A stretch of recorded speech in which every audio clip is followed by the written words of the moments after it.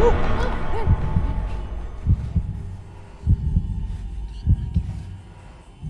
ada sosok sudah. Jadi ini. Ada suara anjing, Den. Anjing itu bisa kita bilang menjadikan sinyal jika ada makhluk goib yang sudah mulai datang ataupun keundang.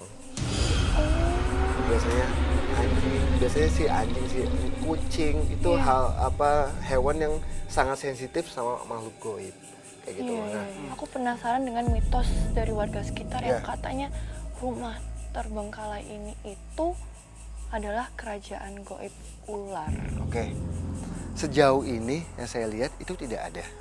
Tapi kalau untuk sosok yang bisa kita bilang dia melilit badannya di batang dengan wajah wanita itu emang ada. Tapi kalau untuk segi pintu goib atau kerajaan goib di sini nggak ada sama sekali. Kayak ada suara desisan ular gitu serius di bawah situ. Ya. Dan sosok perempuan yang sepertinya dicekuk. sosok kitab itu semakin dekat.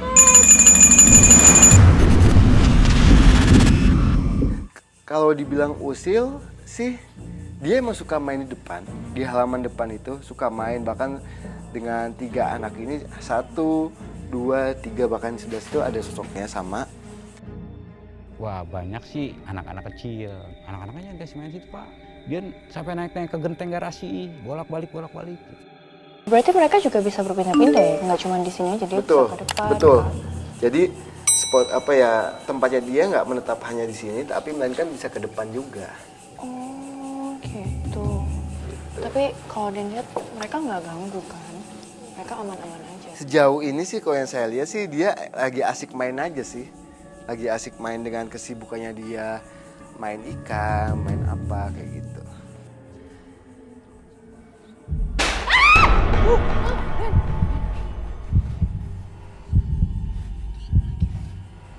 Itu ada sosok sudah. Selesai melihat lebih jauh mengenai rumah ini, dan Ananda melihat adanya sosok yang berada di area belakang kolam. Dan Ananda pun mengajak saya untuk mendekati sosok tersebut.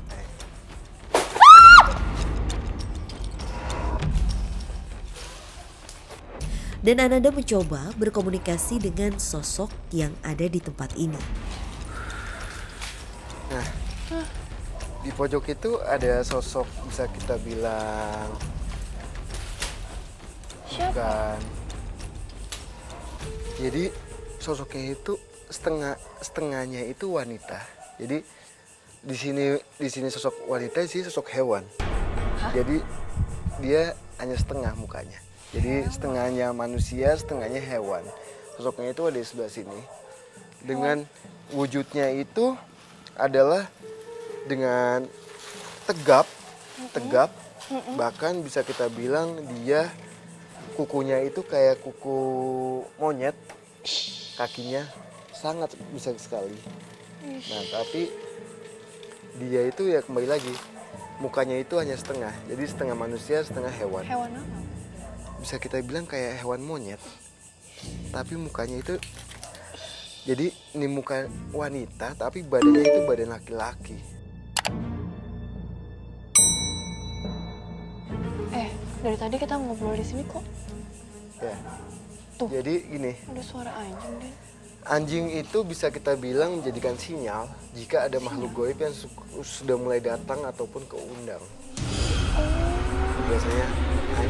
Biasanya si anjing, si kucing itu hewan yang sangat sensitif sama makhluk goib kayak gitu. Anjing menggonggong itu mungkin bisa kita bilang makhluk goib ini sudah mulai keundang sama kita. Jadi setiap kita menceritakan sesuatu yang berhubungan sama goib, nah goib itu senang dan keundang. Bahkan nggak hanya makhluk ini aja, di atas itu juga ada makhluk. Dan Ananda melihat adanya sosok lain yang berada di belakang tempat kami berdiri. Den, apa sih kok berisik banget di sini, Den? Ini kan. Nah, makhluk yang di atas itu, dia emang kayak melilit di pohon. Melilit. Ular. bisa saya bilang iya. Jadi dia melilit gitu. Di yang pohon sini? Pohon ini. Ini? Ya. Dia melilit, tapi kepalanya itu kepala wanita. Kepala wanita, kepalanya. Badannya hewan dengan badannya itu melilit. Iya. Di batang itu, dan kepalanya itu wanita. Adanya sosok wanita dengan badan ke bawah berbentuk ular ini ternyata beberapa kali pernah pula dilihat oleh Pak Mawi yang tinggal di dekat rumah. Saya pernah ketemu, itu badannya nenek-nenek, tapi palanya nenek-nenek, badannya udah panjang. Dan mungkin bisa diajak komunikasi sama sosok ini.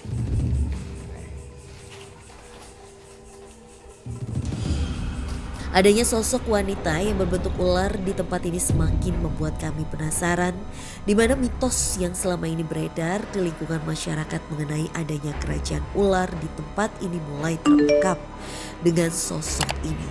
Namun apakah benar adanya rumah ini merupakan kerajaan ular?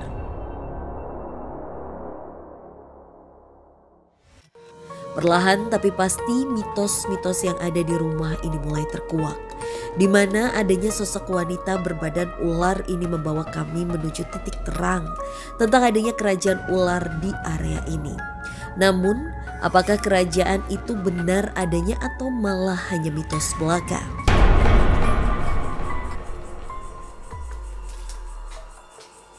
Siapa dia sebenarnya? Dia adalah penunggu sini juga. Penunggu bangunan ini, dan dia sempat emosional sama kita. Dulu saya sempat keinjak muka saya pada saat saya lagi melintas di depan situ. Jadi mukanya dia, namanya manusia itu sama makhluk goib itu kan beda alam. Jadi manusia itu yang mungkin tidak mempunyai kelebihan, nggak mengetahui bahwa di situ ada makhluk goib. Memang di daerah ini beberapa waktu lalu pernah terjadi suatu kejadian di mana terdapat anak laki-laki yang lehernya terasa tertarik setelah ia beraktivitas dari tempat ini. Ya dia bilang anak kamu ini nginjek kepala ular. Dia lagi jalan, keinjek lah kepalanya gitu.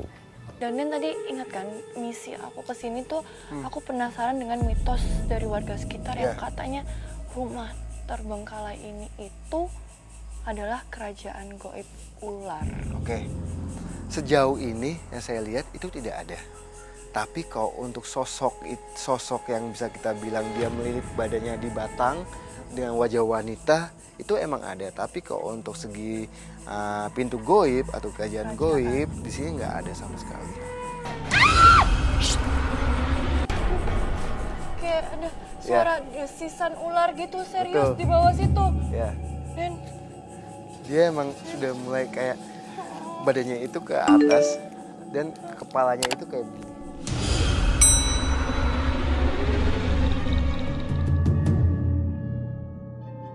Dia nggak mau macam-macam sama kita kan, Nen? Nggak, insya Allah nggak. Sama halnya sama yang di sini. Iya. Sosok yang sebelah sini. Oh, ini kenapa tuh? Saya bilang sosoknya sebelah sini monyet, setengah hewan, setengah manusia, bahkan badan tegak dengan kaki yang bentuk monyet itu. Jadi dia hanya awalnya melintas tapi keundang. Maksudnya pada saat melintas kok tiba-tiba dia kayak nyaman di tempat ini gitu. Iya loh, Dan kita bisa simpulkan dari lantai 1 ini aja dari tadi kita menemukan sosok-sosok yang bukan asalnya dari sini ternyata. Betul banget. Banyak kan emang kayak dia merasa ditarik gitu. Ya. Jadi emang makhluk yang ada di sini emang saat ini sudah mulai mengganggu kita. Iya. Kembali lagi, sosok yang depan itu sudah menyampaikan bahwa hati-hati pada saat masuk ke wilayah dalam. Itu bisa membahayakan kita bahkan tim.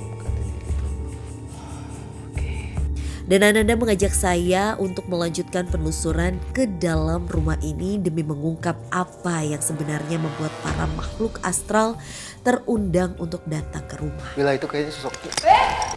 Dan Ananda tiba-tiba saja berlari ke lantai 2 rumah ini untuk mengejar suatu sosok. Hai.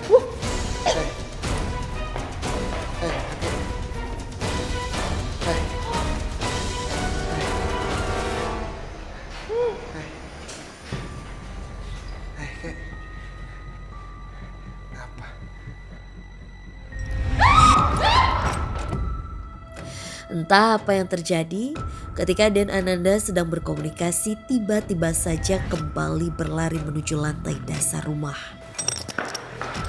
Nggak bisa. Hei! Tunggu. Mana Dan? Hai, kakek jangan kemana-mana, diam situ, diam.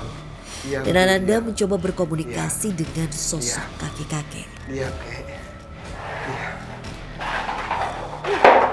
Diam. Dan, Hai. Diam.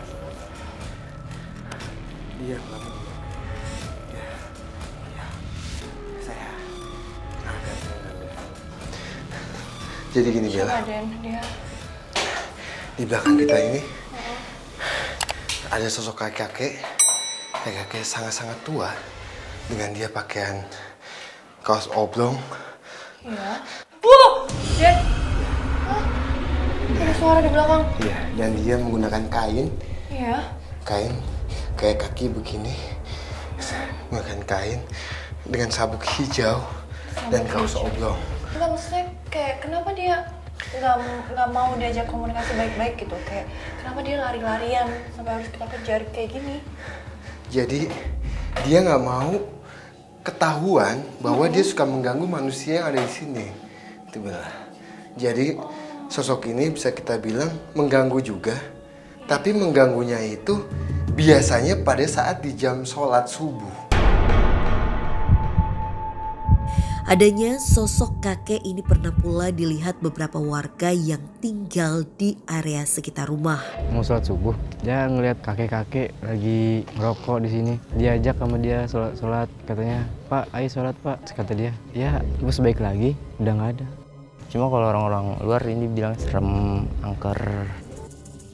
Dan mengajak saya untuk pergi ke area lain dari bangunan ini demi mengungkap misteri yang ada.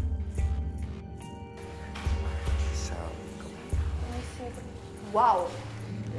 Ada yang jatuh atau apa itu? Jadi dia bilang, kamu kesana gitu. Ada makhluk lain lagi katanya yang ingin komunikasi sama kamu katanya. Nah, makhluk ini ada di balik bilik ini. Balik bilik ini. Nah, diam. Sosoknya ini adalah wanita cebol. Wanita cuma pendek sekali. Dengan dia jadi cebol tapi tangannya itu banyak, kukunya itu sangat tajam sekali, bahkan kakinya itu juga tajam kukunya. Kambing ini kan ini kamar mandi nih, ya kadang-kadang dia cuman sono kemari gitu, selewatan itu. Dia mau begitu nih tadi, ya putih itu. Kalau dia ada di bangunan ini semenjak ini kosong.